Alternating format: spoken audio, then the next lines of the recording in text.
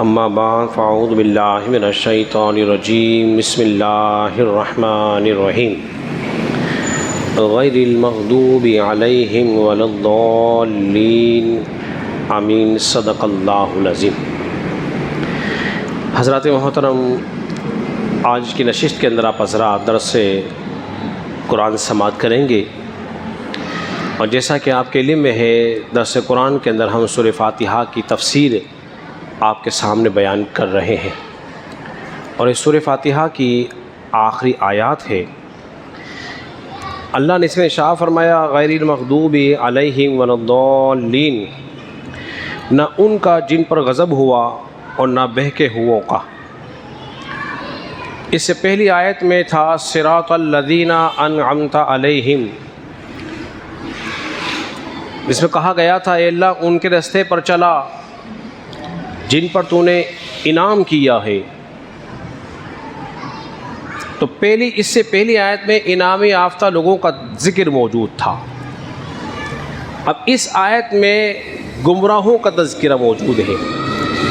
کہا جا رہا ہے اللہ انعام یافتہ لوگوں کے طریقے پہ چلانا، ان کے طریقے پہ نہ چلانا جن پہ تیرا غضب ہوا یا جو گمراہ ہو گئے۔ اس پوری صورت کو دیکھا جائے تو سورت کے ابتدا میں اللہ کی حمد و ثنا ہے الحمدللہ رب العالمین، اور آخر میں پناہ مانگی جا رہی ہے گمراہ لوگوں سے۔ تو جامع دعا کیا ہوئی کہ سب سے پہلے اللہ کی حمد و ثنا بھی ہو، اس سے انعام و اکرام کی بات بھی ہو، اور پھر گناہ اور پھر گمراہ اور بے دینوں سے پناہ بھی مانگی جائے۔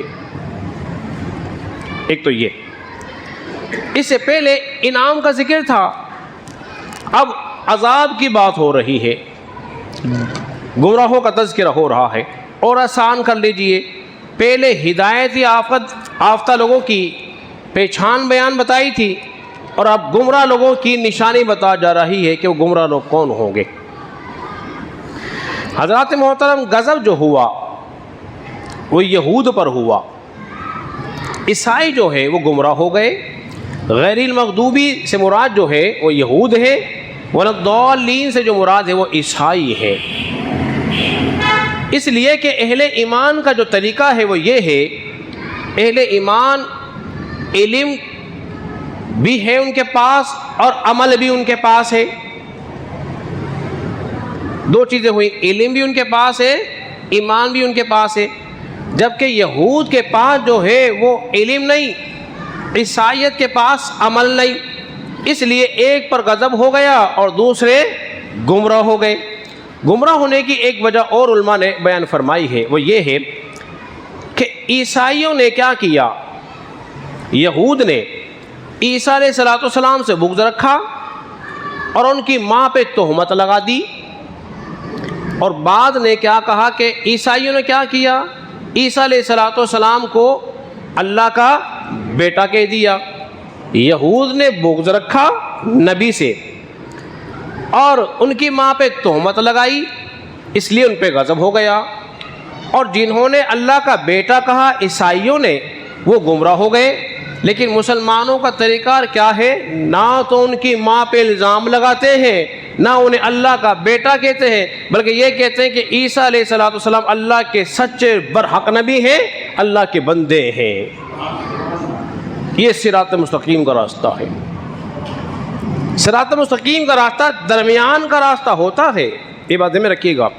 عیسائیت اور یہودیت کے درمیان کا جو راستہ ہے صراط مستقیم کا راستہ ہے۔ انسان کی پہچان اس کے اسلامی طریقے سے ہو، نہ کہ یہود و نصارہ کے طریقے سے ہو۔ ہم پہچان لیں گے یہ مسلمانوں کا طریقہ ہے، یہ یہود و نصارہ کا طریقہ ہے۔ حضرات محترم، پناہ مانگی جا رہی ہے کس سے، گمراہوں سے۔ اب خلاصہ کلام کیا نکلا، دعا ہو رہی اے اللہ جو تیرے ہدایت یافتہ لوگ ہیں ان کے نقش قدم پر چلانا، جن پہ تیرا غضب ہوا، جو گمراہ ہو گئے، جو بہک گئے، اے اللہ ان کے نقش قدم پہ نہ چلانا۔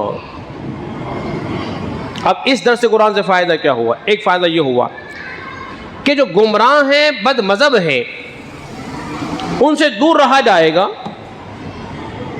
جو گمراہ ہیں، جو بد مذہب ہیں، ان سے دور رہا جائے گا۔ بعض وہ ہیں جنہوں نے فرشتوں کو اللہ کی اشداریاں قرار دے دی، بیٹی والا قرار دے دیا۔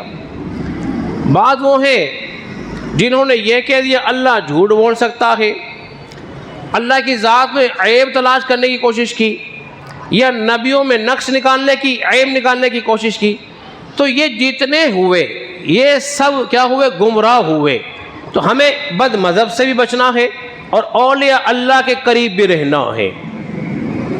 اور آخری بات وہ یہ ہے، جس کے پاس مال و دولت ہوتا ہے نا، وہ چوروں سے دور رہتا ہے۔ ایسا ہے کہ نہیں؟ بولیے۔